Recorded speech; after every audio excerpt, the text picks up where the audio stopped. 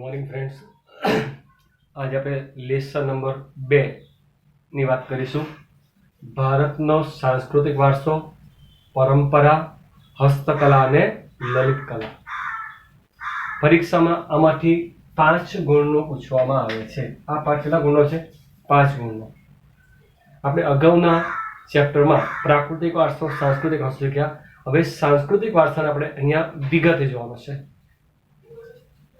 તો સાંસ્કૃતિક વારસો એટલે શું આપણે આગળ જોઈ ગયા આના પહેલા લેક્ચરમાં કે માનવીએ પોતાની આવડત, બુદ્ધિ શક્તિ, કલા કૌશલ્ય દ્વારા જે કાંઈ મેળવ્યું કે સર્જન કર્યું છે તેને શું કહીશું આપણે? સાંસ્કૃતિક વારસો. ફરી એક ફેરી, માનવીએ પોતાની આવડત, બુદ્ધિ શક્તિ, કલા કૌશલ્ય દ્વારા જે કાંઈ મેળવ્યું કે સર્જન કરે છે, જે કાંઈ મેળવે છે કે સર્જન કરે છે તેને સાંસ્કૃતિક વારસો કહીશું. આ ઉપરાંત સાંસ્કૃતિક વારસામાં આપણા પૂર્વજો તરફથી શરૂ થયેલી પરંપરાઓ, રૂઢિઓ, રીતિ રિવાજો, વિવિધ પ્રકારની જીવનશૈલી, શિક્ષણ, ખેતી, વેપાર, રોજિંદા જીવનના નિયમો, મનોરંજન, કલા કૌશલ્ય, કારીગરી, માન્યતા જેવી બાબતોનો પણ સમાવેશ કરવામાં આવે છે. પ્રાકૃતિક વારસો એટલે કુદરત તરફથી મળેલા અમૂલ્ય ભેટ, સાંસ્કૃતિક વારસો એટલે માનવી તરફથી અથવા આપણા પૂર્વજો તરફથી મળેલા અમૂલ્ય ભેટ. રાઈટ. હવે આપણે વાત કરીએ સાંસ્કૃતિક વારસો એટલે શું એ જોયું. હવે આપણે વાત કરીએ સાંસ્કૃતિક વારસાના પ્રકાર. 2 પ્રકાર. એક ભૌતિક વારસો અને બીજો જૈવિક વારસો. ભૌતિક વારસો એટલે માતા પિતા તરફથી મળેલી જમીન, મકાન, મિલકત, રોકડ, સોનું, ચાંદી જેવી બાબતોનો સમાવેશ થાય છે, જેને ભૌતિક વારસો કહેવામાં આવે છે. જ્યારે જૈવિક વારસો એટલે એવો વારસો કે માતા પિતા તરફથી મળેલા આપણા ગુણધર્મો, આપણા લક્ષણોનો સમાવેશ જૈવિક વારસામાં થાય છે. બરાબર ને? ઘણી તમે સાંભળ્યું હશે કે કોઈની ઘેર બાળક જન્મ્યું હોય, પોયડો કે પોયડી, તો જોવા જાય, પછી એ જુએ એટલે કે હા બિલકુલ એના મમ્મી જેવો છે. તો હા, એ જૈવિક વારસો છે, મમ્મી જેવો જ હોય ને. કોને જેવો હોય? રાઈટ. આપણે અહીંયા વાત કરીશું જૈવિક વારસાના પાછા 2 પ્રકાર. આપણે આગળ તફાવત જોયેલું, ભૌતિક વારસો, પ્રાકૃતિક વારસો અને સાંસ્કૃતિક વારસો. પ્રાકૃતિક વારસા કોઈ પ્રકાર નહીં, સાંસ્કૃતિક વારસાના 2 પ્રકાર છે. એક ભૌતિક વારસો અને જૈવિક વારસો. જૈવિક વારસામાં પણ 2 ભાગ પડે. જૈવિક વારસામાં એક હસ્તકલા અને બીજું લલિત કલા. હસ્તકલા અને લલિત કલા. હસ્તકલા એટલે જે કલામાં હાથનો ઉપયોગ થતો હોય તેવી કલાને, મગજનો ઉપયોગ થતો હોય તેવી કલાને હસ્તકલા કહે છે. દાખલા તરીકે માટીકામ, ધાતુકામ, ચર્મકામ, કાષ્ઠીય કલા, ભરત ગૂંથણ, મોતીકામ, મીના કારીગરી, જરી કામ, આ બધા હસ્તકલા છે. જ્યારે લલિત કલા એટલે એની જો વ્યાખ્યા કહું તો જે કલામાં શરીરના અંગ ઉપાંગોનો ઉપયોગ થતો હોય તેવી કલાને લલિત કલા કહેવામાં આવે છે. રાઈટ.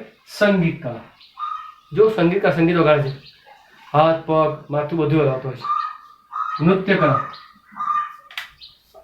કેવું જ ના નૃત્ય કલા, ઇંગ્લિશ વાળાને કહે ડાન્સ.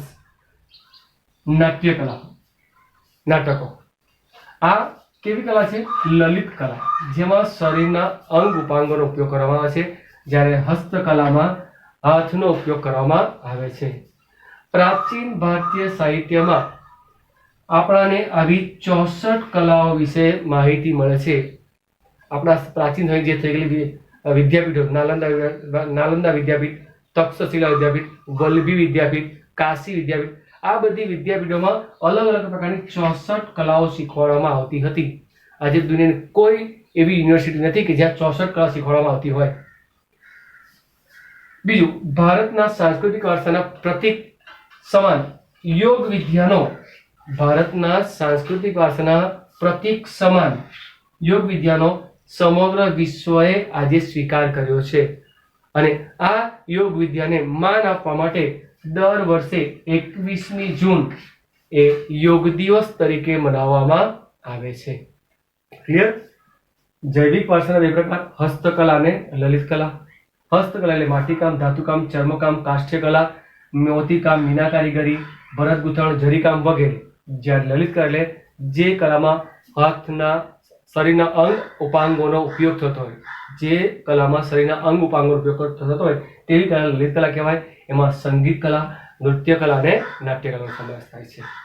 ઓકે, હવે બીજો એક સવાલ, આઈએમપી સવાલ પરીક્ષામાં જે પૂછાય છે 3 ગુણમાં કે 2 ગુણમાં, પણ જનરલ 3 ગુણમાં, માટીકામ. જે આપણે વાત કરવી છે હસ્તકલા. હસ્તકલામાં જે વિવિધ કલાઓ છે, માટી, ધાતુ, ચર્મ, કાષ્ઠકલા, એમાંનો એક પ્રકાર એટલે એક કલા એટલે માટી કલા. કઈ કલા? માટી કલા. માટી કલા. માનવ જીવન અને માટી વચ્ચે ખૂબ જ પ્રાચીન સંબંધ રહ્યો છે. માનવ જીવન અને માટી વચ્ચે કેવો છે? ખૂબ જ પ્રાચીન સંબંધ રહ્યો છે. માનવી જન્મે છે કે મૃત્યુ પામે છે ત્યાં સુધી યાત્રા માટી સાથે જોડાયેલી રહે છે.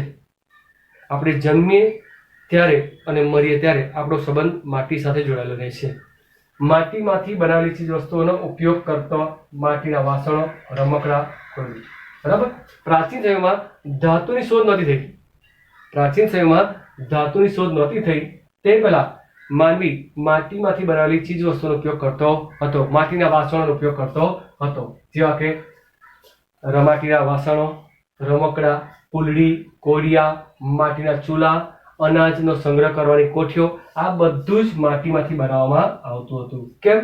તો કે પહેલાના સમયમાં, પ્રાચીન સમયમાં જ્યાં સુધી ધાતુની શોધ નહોતી થઈ ત્યાં સુધી માનવી એ માટીમાંથી બનેલા સાધનોનો ઉપયોગ કરતો હતો, વાસણનો ઉપયોગ કરતો હતો.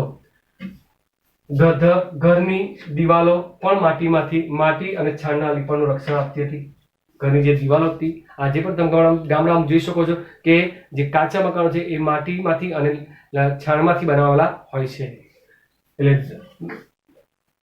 ઘરની દિવાલો પણ માટી અને છાણથી રક્ષણ અપાતું એ સમયમાં આજે પણ અપાય છે. પાણી, દૂધ, દહીં, છાશ, ઘી માટીના વાસણોમાં રાખવામાં આવતા. પહેલાના સમયમાં પાણી, દૂધ, દહીં, છાશ, ઘી માટીના વાસણોમાં રાખવામાં આવતા. આજે પણ રાખવામાં આવે છે. તમે ઘરમાં જો પાણીનું માટલું માટીનું જ છે, ભલે ફ્રીજ હોય. લોથલ અને મોહેંજો-દડોમાંથી મળી આવેલા લાલ રંગના પવાલા, બરણી, રકાબી જેવા વાસણો એ સાબિતી આપે છે કે એ પ્રાચીન કળા છે આપણી. પ્રાચીન ભારતનું સૌથી પ્રથમ યંત્ર, આખા વર્લ્ડનું પ્રાચીન ભારતનું પ્રથમ યંત્ર એટલે શું? તો કે કુંભારનો ચાકડો. ભારત પ્રાચીન સમયથી કાચી અને પકવેલી માટીના વાસણો તેમજ વસ્તુ બનાવવા માટે જાણીતું છે. જેને કાચી અને પકવેલી માટીને શું કહેવામાં આવતું? ટેરાકોટા. પરીક્ષા પૂછાય ટેરાકોટા એટલે શું, અથવા કાચી અને પાકી માટીમાંથી બનાવવા આવતી આ વસ્તુને શું કહેવાય? તો ટેરાકોટા. આ બાબતની માહિતી તેલંગાણાના નાગાર્જુનકોંડા, ગુજરાતના મહેસાણા જિલ્લામાં આવેલ લાંધણજમાં મળી આવેલા માટીના જૂના અવશેષો પરથી મળે છે. માટી કલા એ આપણી પ્રાચીન કલા છે. તો એના ઉદાહરણો કયા છે? તો કે તેલંગાણાના નાગાર્જુનકોંડા, ગુજરાતના મહેસાણા જિલ્લાના લાંધણજ ગામમાંથી મળી આવેલા જે જૂના વાસણો છે માટીના, એના પરથી સાબિત થાય છે. આજે પણ ગુજરાતમાં નવરાત્રિના તહેવારમાં માટીમાંથી બનાવેલ ગરબાનો ઉપયોગ થાય છે. તમે જોયું છે કે ગરબી, જે અત્યારે તો આધુનિક યુગમાં ડીજે અને મ્યુઝિક પાર્ટી દ્વારા ગરબા ગવાય છે, પણ પ્રાચીન સમય હજુ બી ગામડાઓમાં આજે પણ ઢોલના તાલે ગરબા ગવાય છે. અને માતાજી દુર્ગાની પૂજા કરવા માટે પેલી માટલી ગરબા હોય છે, એમાં અખંડ દીવો સળગતો હોય છે. તો એ માટી પણ એ ગરબા પણ એ માટીમાંથી બનેલા હોય છે. આમ આ કલા પ્રાચીન યુગથી મધ્યયુગ અને અર્વાચીન એટલે કે આધુનિક યુગમાં ઓછા હોતા પ્રમાણે જોવા મળે છે. ક્લિયર? આગળ જોઈએ ફરી એકવાર કે ભારતના વારસાની વાત કરી, અથવા તો દેશના દુનિયાના વારસા વાત કરીએ ભારતના, તો ભારતનો વારસો એમાં પહેલો વારસો તો સાંસ્કૃતિક વારસો, પ્રાકૃતિક વારસો અને સાંસ્કૃતિક વારસો. પ્રાકૃતિક વારસો એટલે કુદરતે આપેલી અમૂલ્ય ભેટ, સાંસ્કૃતિક વારસો એટલે આપણા પૂર્વજોથી મળેલી અમૂલ્ય ભેટ. બીજું, સાંસ્કૃતિક વારસાના બે પ્રકાર હતા જોયેલા આપણે, રાઈટ? ભૌતિક વારસો અને જૈવિક વારસો. જૈવિક વારસાના અહીંયા પાછા બે ભાગ પડે છે. જૈવિક વારસામાં હસ્તકલા અને લલિત કલાનો સમાવેશ થાય છે. હસ્તકલા એટલે તમને ખબર છે જે કલામાં હાથનો ઉપયોગ થતો હોય, માટીકામ, ધાતુકામ, ચર્મકામ, કાષ્ઠીય કલા, મોતીકામ, મીનાકારી, જરી કામ વગેરે. જ્યારે લલિત કલા જે કલામાં શરીર અંગ ઉપાંગનો ઉપયોગ થતો હોય તેવી કલા લલિત કલા કહેવાય. સંગીત કલા, નૃત્ય કલા, નાટ્ય કલા.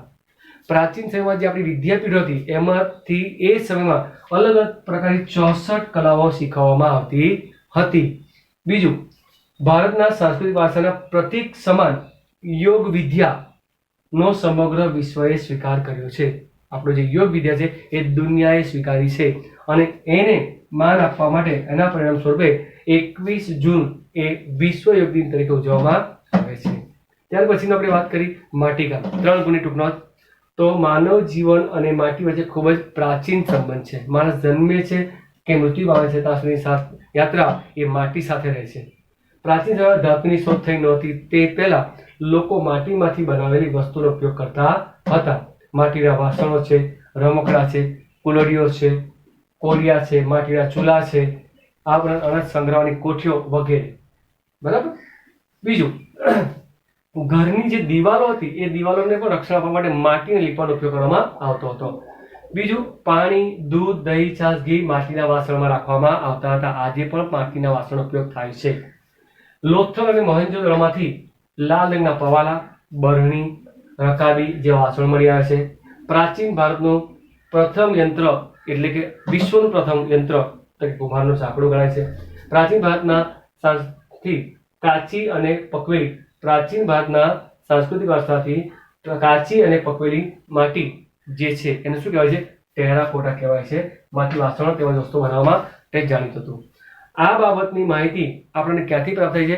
તેલંગાણાના નાગાર્જુનકોંડા અને ગુજરાતમાં મહેસાણા જિલ્લાના લાંધણજ ગામમાંથી મળી આવેલા માટીના વાસણોના અવશેષોથી ખબર પડે છે કે આ કલા એ આપણી પ્રાચીન કલા છે. આજે પણ ગુજરાતમાં નવરાત્રિનો જે તહેવાર આવે ત્યારે ગરબી જે માથે મૂકવાનો અથવા ગરબો જે હોય છે એ માટીમાંથી બનાવેલ માટેલીઓમાંથી બનાવેલ હોય છે. આમ આ કલા પ્રાચીન યુગથી મધ્યયુગ અને આધુનિક યુગ સુધી ઓછા વધતા પ્રમાણમાં જળવાઈ રહી છે અથવા એ કળા જાળવી રાખી છે. આપણે બીજી કલાની આપણે વાતો કરીએ ભારતને, તો એમાં એક છે વણાટકામ. કઈ કલા? વણાટકામ કલા. રૂની પૂર્ણિમાથી તાંતણા ખેંચવા સાથે તેમને વળ ચઢાવી એકબીજાની પકડમાં જોડી લાંબો તૈયાર કરવાની કળા. લાંબો તાંતણો તૈયાર કરવાની કળા એટલે વણાટકામ. યાદ હોય તો બાપુ પેલા ચરખો ચલાવતા હતા, રૂની પૂણી લેતા, પછી પૂર્ણિમા શું એ તાંતણો તૈયાર કરીને આખો એક દોરો બનાવતા હતા અને એ દોરાને પછી સીવવામાં આવે, ભેગા કરવામાં આવે, તેમાં શું બનતું? કાપડ. રૂની પૂર્ણિમાથી તાંતણા ખેંચવા સાથે તેમને વળ ચઢાવી એકબીજાની પકડમાં જોડી લાંબો તાર તૈયાર કરવાની કળાને શું કહેવામાં આવે છે? વણાટકામ. મહાત્મા ગાંધીએ આ કલાને વિશેષ મહત્વ આપીને આઝાદી અને સ્વાવલંબન સાથે જોડીને એક ઇતિહાસ રચ્યો હતો. બાપુએ અંગ્રેજોને કાપડનો વિરોધ કરતો તો એનો ઓપ્શન શું? તો કે સુતરાઉ કાપડ, ચરખો ચલાવો. બરાબર. સરકાર આપણા પર ત્રાસ ગણે કામ કરાવતી હતી, પગાર ઓછો આવતી હતી, તો આપણે એ લોકો નોકરી નથી કરી. તો સ્વાવલંબન માટે શું? તો કે ચરખો ચલાવી પોતાની રોજી મેળવો. તો આ રીતે બાપુએ અનોખી પદ્ધતિ અપનાવીને લોકોને સ્વાવલંબી બનાવ્યા અને દેશને આઝાદી અપાવી એક નવો ઇતિહાસ રચ્યો હતો. બીજું, હાથ વણાટ. પ્રાચીન સમયથી ભારતના વસ્ત્ર વિદ્યા ક્ષેત્રે જાણીતું છે. તમને ખબર પહેલેથી સુતરા કાપડ, રેશમી કાપડ, આ મલમલનું કાપડ, આ માટે આપણા દેશ પ્રાચીન સમયથી જાણીતો છે. 8મા ધોરણ 9મા ધોરણ શીખી ગયા. તો ભારત પ્રાચીન સમયથી વસ્ત્ર વિદ્યા ક્ષેત્રે જાણીતું છે. ભારતના કુશળ કારીગરો દ્વારા તૈયાર થતું ઢાકાના મલમલનો તાકો દીવાસળીની પેટીમાં આવી જતો અને સાડી આખી વીંટીમાંથી પસાર થઈ. એટલું બારીક કામ હતું. કાશ્મીરના ગાલીચા, આ ઉપરાંત કાશ્મીરના ગાલીચા, પાટણના પટોળા, કાંજીવરમ તેમજ બનારસી સાડીઓ, રાજસ્થાની બાંધણીઓ, આ બધી વિશેષતાઓ છે. તો બાંધણીઓ કદાચ વિશેષ આવી હોય તો બાંધણીમાં ડિઝાઇન સેમ જ. બાંધણી હંમેશા કોટનની જ આવે અને એમાં ડિઝાઇન કેવાય પેલો સ્વસ્તિક છે, ચોપાટ છે, પૂતળી છે, હાથી છે, નીમલી છે. આ ડિઝાઇન એની વર્ષોથી કોઈ પેટર્ન બદલાતી નથી. આ ડિઝાઇનમાં બાંધણી મળે. આ બધી કાશ્મીરના ગાલીચા, પાટણના પટોળા, કાંજીવરમ તેમજ બનારસની સાડીઓ, રાજસ્થાનની બાંધણી વગેરે હાથવણાટના બેનમૂન હુન્નરોના નમૂના ભારતની આગવી ઓળખ છે. ભારતના હાથવણાટના બેનમૂન હુન્નરના નમૂના એ ભારતની શું છે? આગવી ઓળખ છે. ગુજરાતના સોલંકી યુગમાં પાટણમાં અનેક કારીગરો આવીને વસ્યા અને તેમની આવડત કૌશલ્યના કારણે પાટણના પટોળા જગવિખ્યાત બન્યા અને આ કલા લગભગ 850 વર્ષ જૂની કહેવાય છે. સોલંકી યુગમાં જ્યારે સોલંકી યુગની ગુજરાતમાં સ્થાપના થઈ ત્યારે આ કારીગરો, જેને હાથ થોડાના કારીગરો સાળવી કહેવાય, બીજા સમય વણકર કહેવાય, એ લોકોએ આ યુગમાં પોતાની કલા વિકસાવી હતી. અત્યંત અટપટી અને જટિલ સમય માંગી લીધી આ કલા અત્યારે હાલમાં લિમિટેડ કારીગરો છે આપણી પાસે. પટોળાની ફેશન ગઈ પણ આજે બી હજુ બી ગામડાઓમાં પટોળા પહેરાય છે લગ્ન પ્રસંગે. આધુનિક યુગમાં લગ્ન પ્રસંગે હવે તમે જોઈ શકો છો કે છોકરીઓ જ્યારે મેરેજમાં બેસે છે ત્યારે છોકરાઓ સૂટ બૂટ હોય છે, શેરવાની હોય છે, જ્યારે છોકરીઓ શું પહેરે છે? ગોડાઉન ને ગાઉન, રાઈટ? ગાઉન પહેરે, પટોળા પહેરતા. પણ આજે બી ગામડામાં પટોળા જાણીતા છે અને એની આ કારીગરી છે જે કલાકારો એ હવે મર્યાદિત સંખ્યામાં. પાટણના આ રેશમી વસ્ત્રને બેવડીક તરીકે ઓળખવામાં આવે છે. શું કહેવામાં આવે છે એને? બેવડીક. પાટણના આ જે કલા છે એને શું કહેવાય છે? બેવડ. બેવડ એટલે બંને બાજુ, એક એટલે વણાટ. આ પટોળાનું વણાટ એવું આવે છે કે તમે એનું કપડાં ચેન્જ કરતા હોય અને પટોળું પહેરતા હોય, લાઇટ જતી રહી, પાવર ના હોય તો બી તમે ઊંધી છતી ગમે તેમ પહેરો તો કોઈ કહી શકે નહીં કે આ ઊંધી છે છતી, કારણ કે એની જે પેટર્ન છે, ડિઝાઇન છે, બેઉ સેમ જ છે. બીજું, અને આ પટોળા વર્ષો સુધી ટકે છે અને તેનો રંગ પણ જતો નથી. તેના રંગ માટે એક કહેવત છે, પડી પટોળે ભાત ફાટે પણ ફીટે નહીં. મતલબ પટોળા પર જે ડિઝાઇન પડી છે ને એ ડિઝાઇન એ ક્યારેય જશે, એનો રંગ ક્યારેય જાય, કાપડ ભલે ફાટી જાય, બાકી એની ડિઝાઇન જશે કે કલર જશે નહીં. રંગબેરંગી પટોળા સ્ત્રીઓના મનને વધારે ઘેલું બનાવે છે અને આ પટોળા રંગબેરંગી એ સ્ત્રીઓના મનને વધારે ઘેલું બનાવે છે અને એટલા માટે આથી ગુજરાતના લોકગીતમાં તેનો મહિમા ગવાયો છે. એક લોકગીત છે એમાં ગવાયું છે, છેલ્લાજી રે મારે સાથે પાટણથી પટોળા મોઘા લાવજો, તેમાં રૂડારે મોરલિયા ચિતરાવજો. મતલબ, હે છેલ્લાજી, તમે જ્યારે પાટણ જાઓ ત્યારે મારા માટે મોઘા પટોળા લાવજો અને તેમાં મોરલિયા ચિતરાવજો. આ આપણું એક ફોક સોંગ છે ગુજરાતનું. આ એક લોકગીત છે જે દર્શાવે છે કે પ્રાચીન સમયમાં પાટણના પટોળાનું મહત્વ કેટલું હતું. ચાલો મિત્રો, બીજી એક કલાની વાત કરીએ, ભરત ગૂંથણ કલા. પ્રાચીન સમયમાં ભારત ભરત ગૂંથણ કલા માટે મોટી નામના ધરાવતું હતું. હડપ્પા અને મોહેંજો-દડોના ખોદકામ દરમિયાન મળી આવેલી જે મૂર્તિઓ અને પૂતળાના જે વસ્ત્રો મળ્યા એની પર ભરતકામ જોવા મળે છે. આ પરથી સાબિત થાય છે કે ભારતમાં પુરુષો, સ્ત્રીઓ અને બાળકોના વસ્ત્ર પર ભરત ગૂંથણની કલા ઘણી પ્રાચીન છે. સિંધુ ખીણની સંસ્કૃતિ દરમિયાન ભારતના સિંધ, સૌરાષ્ટ્ર અને કચ્છના લોકોના કપડા પર ભરત ગૂંથણ થયેલું જોવા મળ્યું છે. આપણી જે શોધખોળ થઈ એ મુજબ સિંધ, સૌરાષ્ટ્ર અને કચ્છના લોકોના કપડા પર ભરત ગૂંથણ જોવા મળી આવ્યું છે. દેશ વિદેશમાં કાશ્મીરી ભરતના પણ ખૂબ જાણીતું હતું. માત્ર ભરત ગૂંથણની વાત નથી, આ ઉપરાંત દેશ વિદેશમાં કાશ્મીરી ભરત પાસે અલગ અલગ પ્રકાર છે. કાશ્મીરી ભરત પણ ખૂબ જાણીતું હતું. ગુજરાતમાં ની વાત કરીએ તો ગુજરાતમાં જામનગર, જેતપુર, માંડવી અને ભુજ જેવા વિસ્તારમાં પરંપરાગત શૈલીવાળી આપણા ગુજરાતની વાત કરીએ તો જામનગર, જેતપુર, માંડવી, ભુજમાં પરંપરાગત શૈલીવાળી હાથી, પૂતળી, ચોપાટ, પક્ષી, કળશ, સ્વસ્તિકની ડિઝાઇનવાળી બાંધણીઓ જોવા મળે છે, જે જનરલી કોટનમાં બને. જેની ડિઝાઇન માટે આ મોટે ભાગે આ જ વસ્તુ આજ સુધી બાંધણી જે બી બની છે એમાં તમે કોઈ પણ ડિઝાઇન જુઓ તેમાં હાથી, પૂતળી, ચોપાટ, પક્ષી, કળશ અને સ્વસ્તિક નિશાન જોવા મળે. એથી બીજી કોઈ નિશાન જોવા મળે અને ડિઝાઇન ના જોવા મળે. ફુરસદના સમયમાં કાપડ પર છપાઈ કરવી, ભરતગૂંથણ કરવું એ ગુજરાતમાં સૌરાષ્ટ્ર અને કચ્છની સ્ત્રીઓનો ગૃહ ઉદ્યોગ છે. જ્યારે ગુજરાતની વાત આવે અને સૌરાષ્ટ્ર અને કચ્છની વાત આવે તો સૌરાષ્ટ્ર અને કચ્છની સ્ત્રીઓ પોતાના નવરાશના સમયમાં એ લોકો ભરત ગૂંથણનું કામ કરતા હોય છે.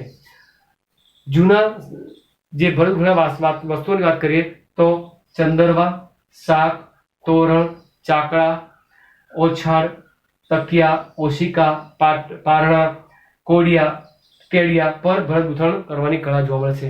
કઈ કઈ વસ્તુ? ચંદરવા, શાક, તોરણ, ચાકડા, ઓછાડ, તકિયા, ઓશિકા, પારણા, કેડિયા પર ભરત ગૂંથણ જોવા મળે છે. કચ્છના બંને વિસ્તારમાં જતકોમ ભરત કલામાં આગવું સ્થાન ધરાવે છે. કચ્છની જ્યારે વાત આવે ત્યારે ત્યાં એક કોમ છે જતકોમ, તે ભરત ગૂંથણમાં આગવી સ્થાન ધરાવે છે. રેશમ, આ ઉપરાંત ભરતના કેટલાક બીજા ભરત ગૂંથણના કેટલાક પ્રકાર છે. રેશમ ભરત, આરી ભરત, આભલા ભરત વગેરે એના પ્રકાર છે. એટલે આ ભરત ગૂંથણ કલા કદાચ પરીક્ષા પૂછાય તો 3 ગુણ પૂછી શકે. ત્યાર પછી વાત કરીએ ચર્મકામ અથવા ચર્મ ઉદ્યોગ અથવા ચર્મકલા. તો પ્રાચીન સમયમાં મૃત્યુ પામેલા પ્રાણીઓના ચામડાનો મોટો ઉદ્યોગ ચાલતો. પ્રાચીન સમયમાં મૃત્યુ પામેલા પ્રાણીઓના ચામડાનો ચર્મ ઉદ્યોગ ચાલતો. ચામડાને કમાવામાં આવતું. કમાવા એટલે એની પર સાફ કરી પ્રોસેસ કરવાનું, એને વાપરવા યોગ્ય બનાવવું, એટલે ચામડાને કમાવામાં આવતું. ચામડામાંથી કોસ, મશકો, પખાલો, ઢોલ, નગારા, ઢોલક જેવા સંગીતના સાધનો, લોહાની ધમણ વગેરે બનાવવામાં આવતું ચામડામાંથી. પ્રાણીઓને બાંધવા માટેના સાધનો પટા છે, પછી યુદ્ધમાં વપરાતી તલવારનું કવર, યુદ્ધમાં વપરાતી ઢાલ, તલવારનું કવર વગેરે ચામડામાંથી બનતું. પહેલાના સમયે જે રાજા મહારાજા તલવાર સાથે જે ઢાલ રાખતા હતા એ ચામડાની હતી હતી, અને ખાસ કરીને એ ચામડું ગેંડા અને હાથીના ચામડાની બનતી. આજે ભરત ગૂંથણ વાળી ચામડાની મોજડીઓ, બૂટ, ચંપલ, ચામડાના પટ્ટા, પાકીટ, ઊંટ, ઘોડાના સાજ, ભલાણ, લગામ, ચાબુક જેવા સાધનો ચામડામાંથી બનાવવામાં આવે છે. તમે જોઈ શકો ચામડાના શૂઝ, ચંપલ, મોજડીઓ, રાજસ્થાની મોજડીઓ ભરત ગૂંથણવાળી મળતી હોય છે. પ્રાચીન ભારતના લોકો પોતાના રોજિંદા જીવનમાં ચામડામાંથી બનાવેલી અનેક વસ્તુનો ઉપયોગ કરતા હતા. આમ ચર્મકલા ભારતની ઘણી જૂની કલા કારીગરી છે. આ પરીક્ષામાં ભરત ગૂંથણ અથવા ચર્મકામ પૂછાઈ શકાય, પણ નાના સવાલ આવી શકે, એટલે એ ધ્યાન રાખવાનું.